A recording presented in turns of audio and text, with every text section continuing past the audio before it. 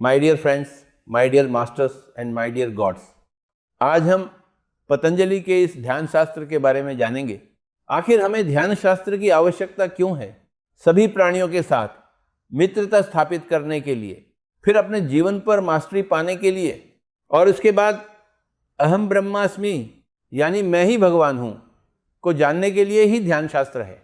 My dear friends, my dear masters and my dear gods, सकल सृष्टि के साथ, सकल प्राणियों के साथ हम मित्रता स्थापित कर सकते हैं। शिव ने अपने गले में सांप धारण किया, सांपों को देखकर हम डरते हैं। गणेशा ने चूहे को अपना वाहन बनाया, चूहों को देखकर हम उन्हें तुच्छ समझते हैं। इसलिए माय डियर फ्रेंड्स, हर प्राणी के साथ मित्रता करें। इसी बात को समझाने के लिए गणेश ने चूहे को वाहन बनाया और शिव ने सांपों को अपने गले में धारण किया।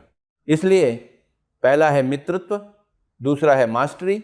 यदि ध्यान शास्त्र नहीं होता तो हमारे जीवन पर हमारा आधिपत्य नहीं होता। ध्यान शास्त्र यानी हमारे जीवन पर हमारा नियंत्रण। बहुत लोग कहते हैं मुझे पता नहीं, वो बात अपने आप निकल गई। ये कैसे निकल जाती है? इसका मतलब है कि अपने ऊपर आपका नियंत्रण नहीं है। जिसके पास ध्यान शास्त्र नहीं है, जिसके पास ध्यान का अभ्यास नहीं है, उसके पास अपने ऊपर और अपने जीवन पर नियंत्रण नहीं होता। वह व्यक्ति मास्टर नहीं है। माय डियर फ्रेंड्स, हम सब आत्मा के स्वरूप हैं, सृष्टि के एक मूल चेतना के अंश हैं। यह हमें अपने अनुभव से कैसे पता चलेगा? भागवत गीता में ऐसा कहा गया है, बाइबल में भी कहा गया है, लेकिन क्या हमें यह स्वयं पता चलता है? हमें यह जानना है तो हमें ध्यान शास्त्र को समझना होगा और ध्यान का अभ्यास करना होगा। ध्यान शास्त्र मतलब लिखित और ध्यान अभ्यास मतलब प्रयोग। बुद्धा पिरामिड ध्यान केंद्र कहाँ है? कर्नूल में। कर्नूल कहाँ है? हैदराबाद बेंगलोर नेशनल हाईवे पर। हैदराबाद से 200 किलोमीटर की दूरी पर है। हैदराबाद कहाँ है? हैदराबाद तेलंगाना की राजधानी है। तेलंगाना कहाँ है? तेलंगाना भारत में है। अगर हम सही पता जान लेते हैं तो सीधे चले जाते हैं। अगर सही पता नहीं जानते तो बैल की तरह घूमते रहते हैं और इल्ली की तरह वहीं रह जाते हैं कई जन्मों तक। इसीलिए सभी प्राणियों के साथ हमेशा मित्रता और घनिष्ठ मित्रता के साथ जीने के लिए अपने कर्मों पर, अपनी वाणी पर और अपने विचारों पर अपना नियंत्रण पाने के लिए, और फिर ये जानने के लिए कि हम सब सृष्टिकर्ता के ही अंश हैं, इसी के लिए ये ध्यान शास्त्र और ध्यान अभ्यास चाहिए। अगर शास्त्र नहीं जानते तो अभ्यास नहीं आता। तुम्हारा शास्त्र जितना सही होगा तुम्हारा अभ्यास उतना ही सही होगा। तुम्हारा शास्त्र जितना अधूरा होगा तुम्हारा अभ्यास उतना ही अधूरा होगा। ध्यान करने के लिए ध्यान शास्त्र जानना चाहिए। आज हम ध्यान शास्त्र जान रहे हैं पतंजलि के वचनों के माध्यम से। पतंजलि का अष्टांग मार्ग है, यम, नियम, आसन, प्राणायाम, प्रत्याहार, धारणा, ध्यान, समाधि। इसमें हमें समझना है कि यम और नियम से ध्यान शुरू नहीं होता। यम का मतलब है जीवन के मूल सिद्धांतों पर पूर्ण पकड़। नियम का मतलब है रोजमर्रा के कर्मों पर पूरा नियंत्रण।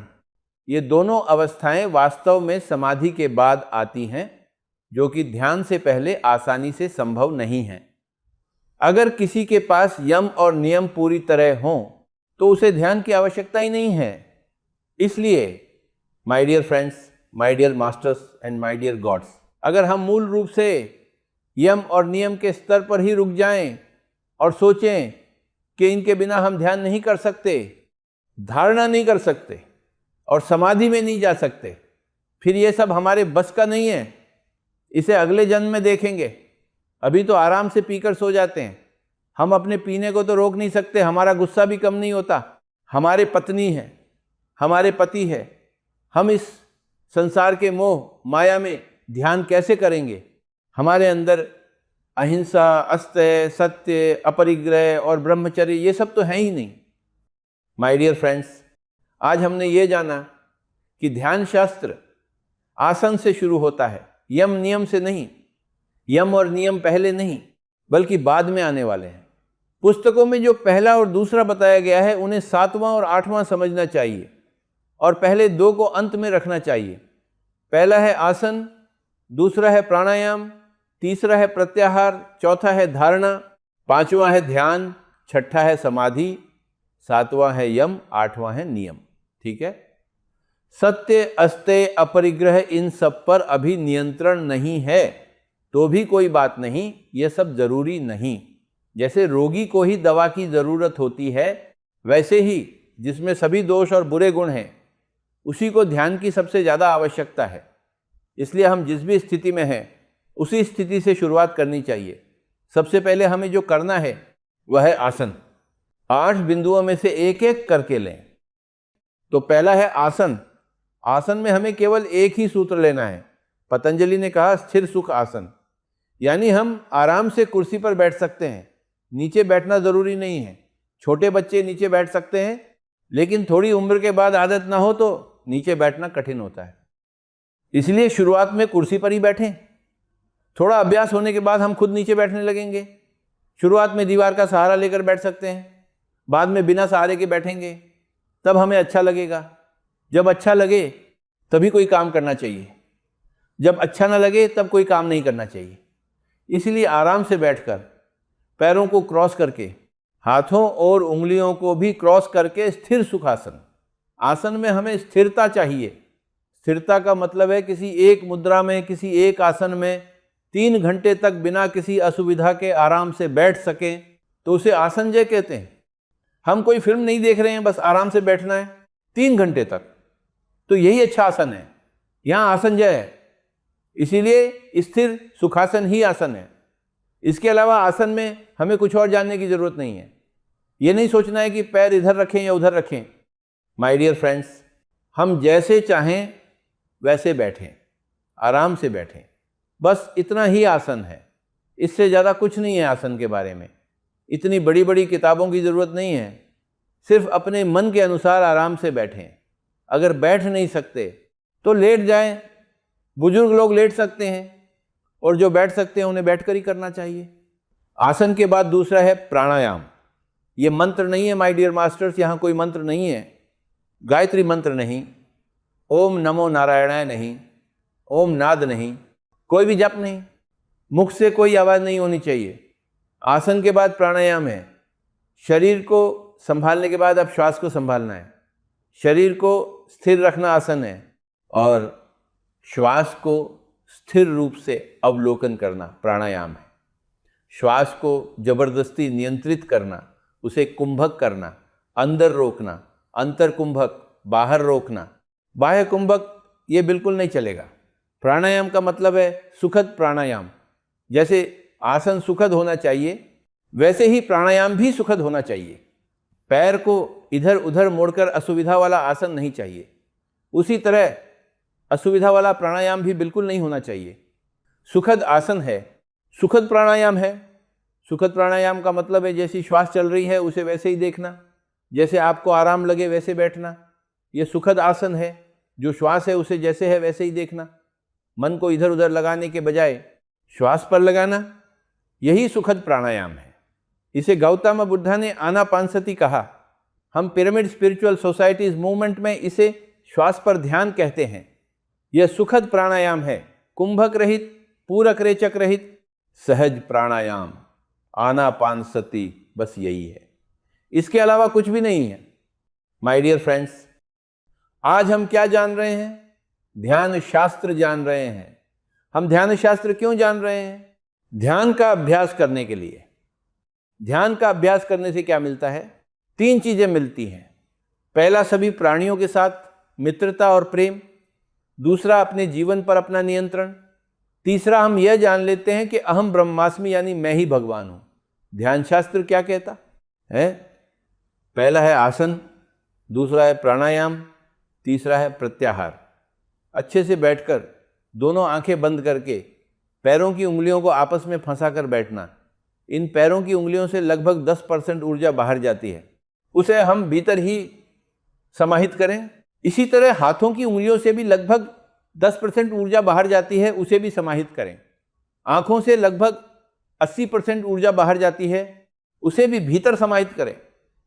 फिर मन के विचारों के द्वारा भी हमारी सारी प्राण शक्ति बाहर जाती रहती है, उसे भी हम अपने भीतर ही समाहित करें। इन सभी को एकीकृत करने के लिए ध्यान है। योगः चित्तवृत्ति निरोधः। योग का मतलब है चित्त की वृत्तियों को रोकना। ये कैसे रुकती हैं? दूसरे चरण से प्राणायाम के द्वारा चित्तवृत्ति निरोध होता है। जब चित्तवृत्तियां रुक जाती हैं, बहिर्मुख स्थिति समाप्त हो जाती है और अंदर की अंतर्मुख स्थिति प्रकट होती है, तो उस अंतर्मुख अवस्था को तीसरा चरण प्रत्याहार कहते हैं। जब बाहर की चीजें, पति, पत्नी, बच्चे, घर, संपत्ति, नाम, पद जैसे MLA, MP, chief minister, prime minister सब महत्व खो देते हैं, तब क्या होता है? हम अंदर की चीज़ों को देखना शुरू कर देते हैं। हम अंदर की बातों को सुनना शुरू करते हैं। अंदर हलचल और प्रवाह शुरू होता है। हम अंदर की चीज़ों को देखना शुरू करते हैं। अंदर की चीज़ों का मतलब है वे चीज़ें जो इस सामान्य फ्रीक्वेंसी में नहीं हैं, इंद्रधनुष के रंगों से बाहर की सूक्ष्म आवृत्ति में है, उन्हें महसूस करना और ग्रहण करना, यही प्रत्याहार तीसरा चरण है। जब बाहरी अवस्था समाप्त होती है तब अंदर की अवस्था प्रकट होती है। धीरे धीरे शुरुआत होती है और धीरे धीरे उसका विशाल रूप हमें दिखाई देने लगता है। शुरुआत में सब कुछ धुंधुला हो जाता है, फिर अंत में कहीं एक बिंदु जैसी छोटी सफ़ेद रोशनी दिखाई देती है। धीरे धीरे वह सफ़ेद रोशनी बड़ी होती जाती है, पूरा दृश्य उसी से भर जाता है। विभिन्न रंग दिखाई देने लगते हैं, पेड़, पहाड़, घाटियाँ सब दिखाई देने लगते हैं। इसके लिए साधना चाहिए, निरंतर साधना, अटूट लगन के साथ साधना। जैसे संगीत या वीणा सीखने के लिए कितनी साधना करनी पड़ती है, बांसुरी बजाने के लिए कितना अभ्यास करना पड़ता है, क्रिकेट खेलने के लिए कितनी मेहनत करनी पड़ती है। इसी तरह अगर मुझे आज तेलुगु बोलना आता है तो इसलिए कि मैं बचपन से स्कूल गया और लगातार सीखा। अगर स्कूल नहीं जाता, इतने साल अभ्यास नहीं करता, तो क्या मुझे इतनी अच्छी तेलुगु आती? नहीं आती। इसलिए जैसे हमने क्रिकेट सीखा, संगीत सीखा, तेलुगु सीखी, अंग्रेजी सीखी, वैसे ही अब हमें ध्यान भी सीखना चाहिए। ये सबके साथ जुड़ने वाली, सबको सहारा देने वाली साधना है माय डियर फ्रेंड्स। तो पहला है आसन, दूसरा है प्राणायाम, तीसरा है प्रत्याहार। मतलब अंदर की चीज़ें दिखाई देने लगती हैं, पहाड़, घाटियाँ, झरने, सुंदर प्राकृतिक दृश्य दिखाई देते हैं। बैठते बैठते, लगातार बैठते रहने से अंदर ही दृश्य दिखाई देने लगते हैं, अंदर ही ज्ञान प्राप्त होने लगता है। इसी को प्रत्याहार कहते हैं। आहार का मतलब है भोजन और प्रति का मतलब है विपरीत, ऑपोजिट। हम बाहर से विषयों को ग्रहण कर रहे हैं। मैं उस पेड़ को देख रहा हूँ, आप सबको देख रहा हूँ, बाहर की आवाज़ें सुन रहा हूँ। ये सब बाहर से हमारे ज्ञान इंद्रियों को मिलने वाला आहार है, लेकिन अंदर से भी ज्ञान इंद्रियों को आहार मिलना चाहिए। इसी को प्रत्याहार कहते हैं। प्रति का मतलब है उल्टा, यानी बाहर से नहीं, अंदर से आहार मिलना चाहिए। मतलब जब मैं आंखें बंद करता हूँ तो मुझे कृष्ण दिखाई देते हैं, मेरी दिवंगत माँ, मेरे दिवंगत पिता दिखाई देते हैं और वे मुझसे बात करते हैं। नचिकेतु ने पूछा, मरने के बाद क्या होता है स्वामी? तुम्हें अभी इसकी क्या ज़रूरत है? मैं तुम्हें सौभाग्य देता हूँ, अष्ट ऐश्वर्य देता हूँ। लेकिन उसने कहा, मुझे यह सब नहीं चाहिए।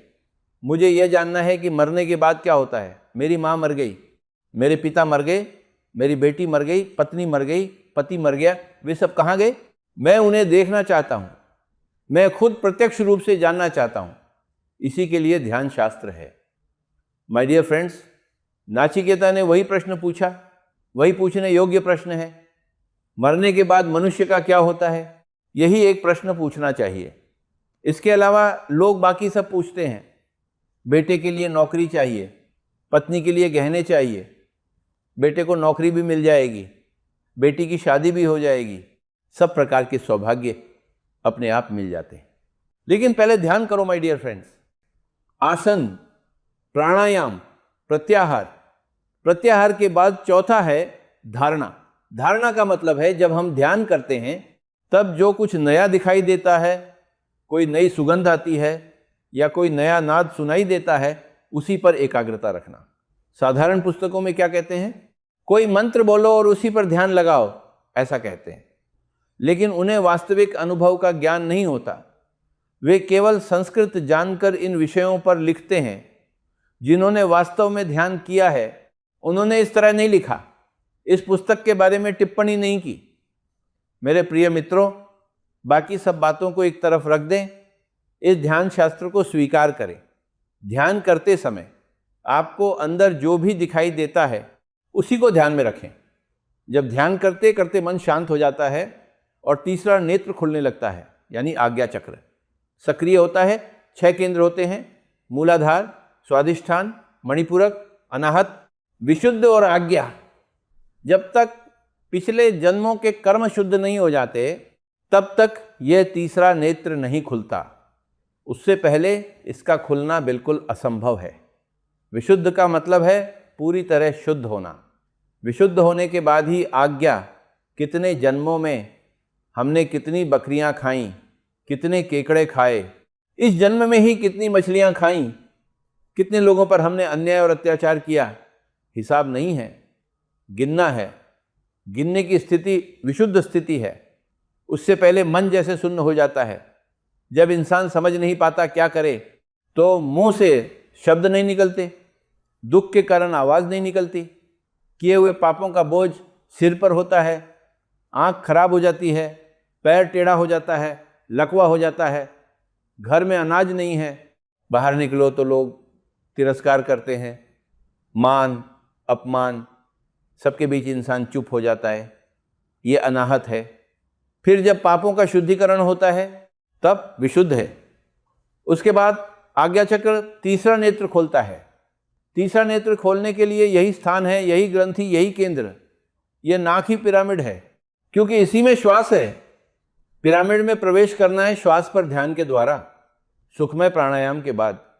तीसरा नेत्र खुलकर जब प्रत्याहार होता है तब अंदर जो दृश्य दिखाई देते हैं, जो नाद सुनाई देती हैं, उन पर एकाग्रता ही धारणा है।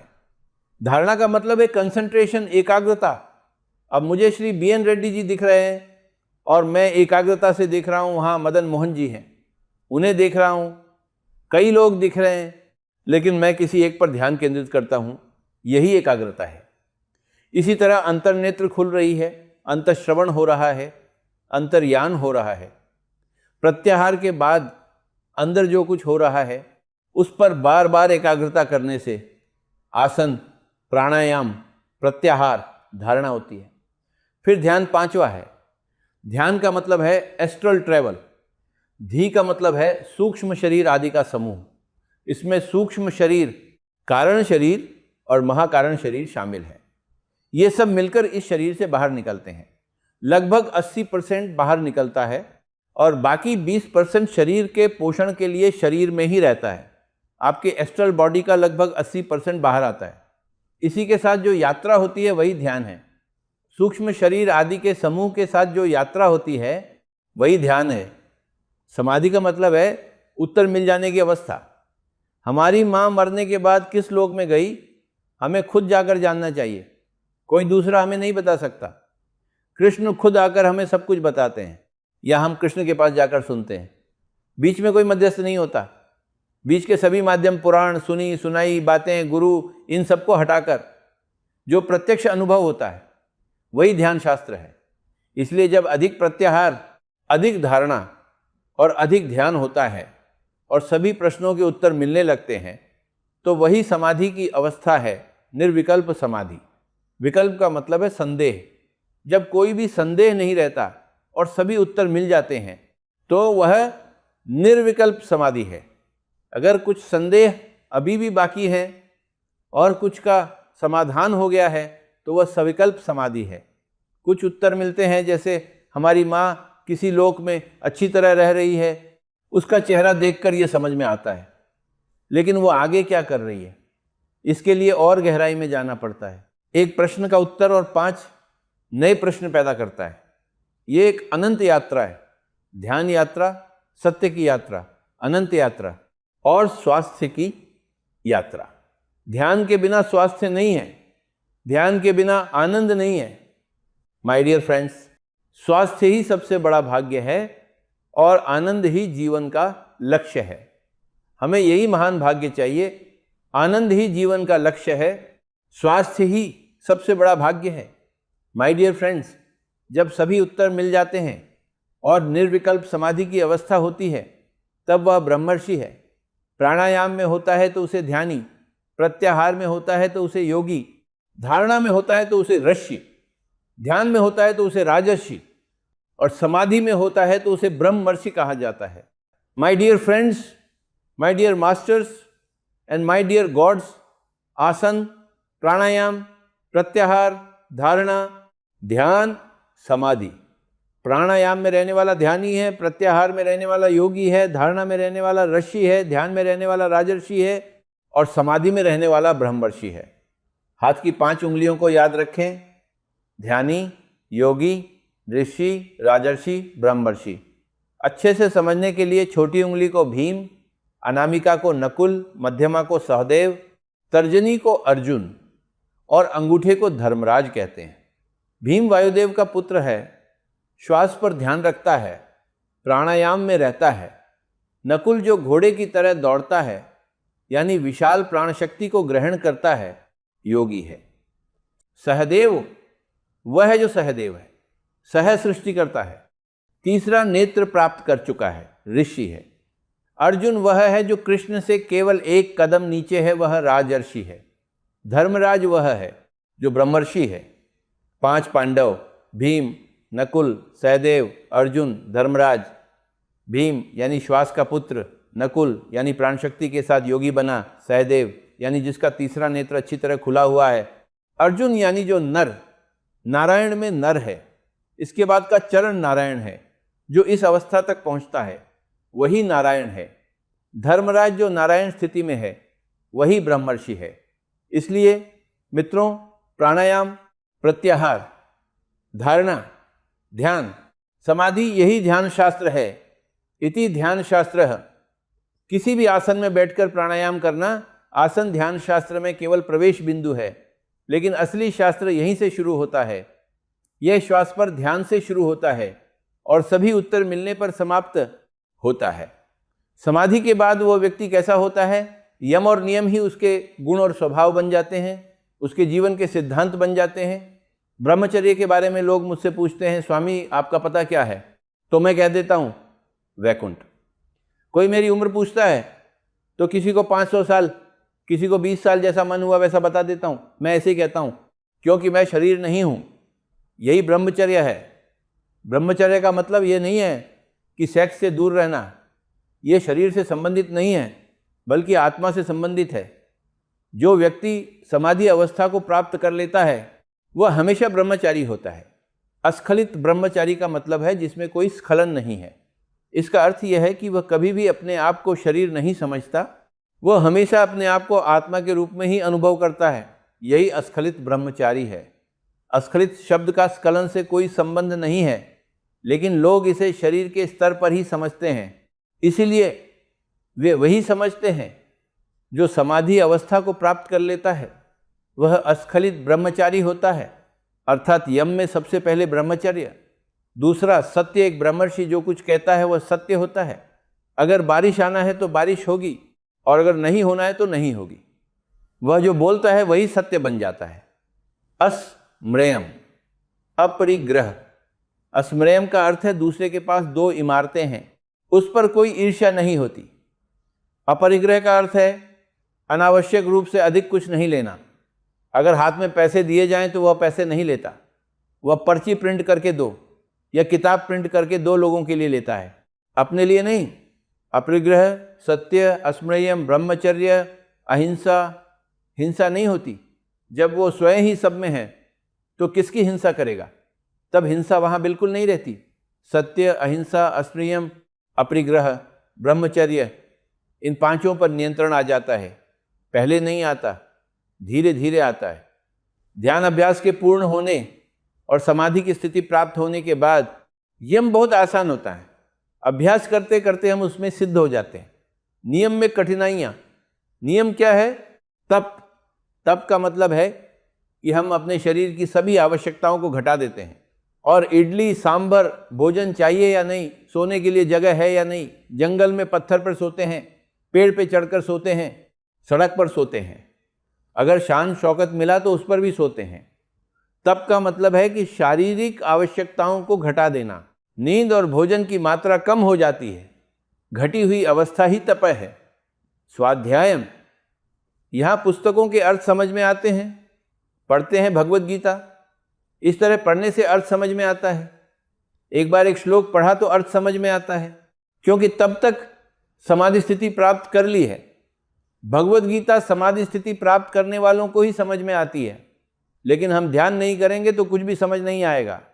भगवत गीता का अध्ययन तभी करना चाहिए जब तुम समाधि स्थिति प्राप्त कर लो, तब एक बार पढ़ना पर्याप्त है, तब सब अर्थ समझ में आता है, तब पुस्तक को बाजू में रख सकते हैं। एक बार पढ़ लिया तो भगवत गीता का सब अर्थ समझ में आना चाहिए। अर्थ समझ में आने के बाद दूसरी बार पढ़ने की जरूरत नहीं है, उसे साइड पर रख देते हैं। ध्यान नहीं है, आत्मज्ञान नहीं है। भगवत गीता हमारे लिए क्या अर्थ रखती है? काल्पनिक कहानियों की तरह होती है, जिसमें एक ही बात परस्पर विरोधाभास में कही गई है। इसलिए कितना भी समझकर पढ़ो, भ्रम और कंफ्यूजन में पढ़ते ही हैं। ध्यान प्राथमिक है, स्वाध्याय अंत में आता है। यह नियम में है, अभी नहीं पहले नहीं। योग सूत्र में यम नियम को पहले रखने से ध्यान शास्त्र पूरी तरह नष्ट हो गया। स्वाध्याय करना चाहिए, पढ़ने से समझ नहीं आता। अगर स्वाध्याय नहीं है तो मैं आत्मा हूं, यह कैसे जानूंगा? ऐसा कहकर पूरे ध्यान शास्त्र ध्यानाभ्यास को छोड़ देते हैं। उस यम नियम की शुरुआत में होने के कारण कोई ध्यान नहीं करता। माय डियर फ्रेंड्स, प्रारंभिक चरणों में यम नियम को पूरी तरह से भूल जाइए, वे अंत में अपने आप हमारे पास आ जाते हैं। यम 5 है: अहिंसा, सत्य, अस्तेय, अपरिग्रह, ब्रह्मचर्य। नियम 5 है: शौच, संतोष, तप, स्वाध्याय, ईश्वर प्रणिधान। शौच का मतलब है क्लेनलीनेस, स्वच्छता। तभी हमें स्वच्छता का अनुभव होता है, तब तक हमें यह पता नहीं होता कि स्वच्छता क्या है। खुशी, तब हम वास्तव में खुश रहते हैं। तुम्हारी माँ का निधन हो गया, बधाई हो। तुम्हारे पति का निधन हो गया, बधाई हो। वह स्वर्ग में गए, दिव्य लोक में गए। उन्होंने अपने जीवन को पूरा किया और अपने धर्म का सुंदर तरीके से पालन किया। हमेशा खुशी होती है, अपने प्रति खुशी होती है, सभी के प्रति खुशी होती है। अर्जुन कहता है, मेरे गुरु का निधन हो गया। कृष्ण ने कहा, वह पहले ही मेरे माध्यम से मर चुका है, अभी खुशी से मारो, जीवन समाप्त करो। कृष्ण ने ऐसा कहा। अर्जुन रोया। कृष्ण ने कहा, खुशी से मारो। मारने और मरने में भी संतोष ही होती है, यही स्वच्छता, संतोष और तपा है। उसकी इच्छा है तो सोता है, नहीं तो नहीं। अगर उसकी इच्छा है तो खाता है। 40 दिन तक विवाह के व्यंजन खाता है, नहीं तो 40 दिन कुछ नहीं खाता। स्वाध्याय, जो कुछ भी पढ़ो उसका अर्थ समझ आता है, तब हमें जेन रॉबर्ट्स की महानता समझ में आती है। रिचर्ड बाख, लिंडा गुडमैन और ओशो की महानता समझ में आती है। पहले समझ में नहीं आती थी। ईश्वर प्रणिधान यानी सब में दैवत्व को देखना। ईश्वर प्रणिधान अभी तक कैसे देखते थे? जब हम दैव बनते हैं तभी हम दूसरों को दैव की तरह देख सकते हैं। जैसे पीलिया के मरीज को सब कुछ पीला दिखता है। तुम्हें दैवत्व की आंखें चाहिए, तभी पूरे प्रपंच में दैवत्व दिखेगा। संसार में पूरा दैवत्व दिखाई देना ही ईश्वर प्रणिधान है। तुम्हें समाधि स्थिति प्राप्त करने से ही ईश्वर प्रणिधान मिलेगा। अगर हम अहम ब्रह्मास्मि जानते हैं तभी तत्वमसि श्वेतकेतु जानते हैं। माय डियर फ्रेंड्स, यह ध्यान शास्त्र है। इसे जानने के बाद तुरंत ध्यान अभ्यास होगा। ध्यान शास्त्र ही उलझा हुआ है। अगर अर्थ नहीं समझ में आता, आगे पीछे, पीछे आगे हो, बिल्कुल वैसे ही जैसे बैलगाड़ी में बैल पीछे, गाड़ी आगे हो तो कैसे चलेगा? गाड़ी पीछे होनी चाहिए, बैल आगे होने चाहिए। माय डियर फ्रेंड्स, अगर आंखें इस तरफ हैं तो पीछे कैसे देखेंगे? पीछे देखने के लिए आंखें पीछे की तरफ भी होनी चाहिए। इसलिए माय डियर फ्रेंड्स, ध्यान शास्त्र अस्त व्यस्त है। उसे सुधारने के लिए ही यह पिरामिड स्पिरिचुअल सोसाइटी मूवमेंट का उद्भव हुआ। इसलिए सभी सच्चे, असली, सही ध्यान शास्त्र से परिचित हुए। इसलिए सभी तुरंत ध्यान अभ्यास कर रहे हैं। सभी रातों रात ऋषि हो रहे हैं, राजर्षि हो रहे हैं, ब्रह्मर्षि हो रहे हैं। My dear friends, my dear masters, my dear gods, समझिए, ध्यान किस लिए? सकल प्राणी कोटि के साथ मित्रत्व के लिए। सांप को गले में डालना है, सांप को आभूषण बनाना है। चूहे के साथ मित्रता करनी चाहिए। हम चूहे का तिरस्कार करते हैं, ऐसा नहीं चलेगा। विनायक और परमेश्वर की ये कथाएं हमने रची। इसका मतलब यह है कि ब्रह्मर्षियों ने, जैसे वाल्मीकि और वेदव्यास ने, ये कहानियां सृजित कर हमें दी। और इनका गहरा अर्थ समझना जरूरी है। कुंभकर्ण यानी तमोगुण प्रधान, रावण यानी रजोगुण प्रधान, विभीषण यानी सात्विक गुण प्रधान, हनुमान यानी जो अपने श्वास पर ध्यान रखता है, सीता यानी प्राण शक्ति का प्रतीक, राम का मतलब है वह जो आत्मा राम है। इसलिए वाल्मीकि और वेदव्यास ने भी इन पात्रों को सुंदर और मनोरंजक कथाओं में प्रस्तुत किया ताकि मानव को ध्यानी, योगी, ऋषि, राजर्षि और ब्रह्मर्षि के रूप में सीख दी जा सके। उन्होंने इसके लिए कठिन परिश्रम किया। अगर हम राम, सीता या लक्ष्मण की मूर्ति को पकड़कर पूजा करते हैं तो हम समय व्यर्थ कर रहे हैं। तब कुंभकर्ण ही रहेगा और जन्मांत तक रावणासुर ही रहेगा। राम नहीं बन सकता। ध्यान शास्त्र पतंजलि के लिए एक, बुद्ध के लिए एक, आदि शंकराचार्य के लिए एक, जीसस क्राइस्ट के लिए एक, वर्धमान महावीर के लिए एक, गुरु नानक के लिए एक, रमण महर्षि के लिए एक नहीं है। ये असंभव है कि अलग अलग प्रकार की ध्यान विधियां हों। ध्यान विधियां अनेक नहीं हैं, केवल एक ध्यान विधि है और पूरी दुनिया उसी ओर आती है। पूरा प्रपंच पिरामिड के नीचे आ रहा है, जो नीचे अनेक, ऊपर एक है। यदि पिरामिड आधार अनेकता को दर्शाता है तो पिरामिड शिखर एकता को दर्शाता है। सारी दुनिया अब एक हो रही है। ग्लोबलाइजेशन, पूरी दुनिया एकीकृत है। प्रपंच में कहीं भी कुछ होता है, बाकी लोगों को यहाँ दर्द महसूस होता है। ग्लोबल विलेज का कॉन्सेप्ट, सब एक ही गांव, एक ही परिवार, वसुधैव कुटुंबकम, इसलिए दो परिवार नहीं है। उसी तरह केवल एक ध्यान पद्धति है, दो ध्यान पद्धतियां नहीं है। केवल एक आत्मज्ञान शस्त्र है, दो आत्मज्ञान शस्त्र नहीं है। अल्लाह के लिए एक है और ईश्वर के लिए एक है, जीसस के लिए एक है और दूसरों के लिए कोई दूसरा नहीं है।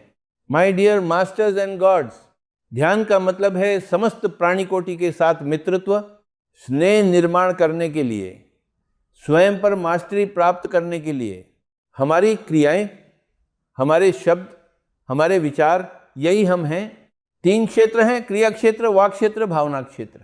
इन तीन क्षेत्रों में हमारे लिए श्रेष्ठता प्राप्त करना ही मास्टरी है। यह ध्यान शास्त्र का दूसरा लाभ है।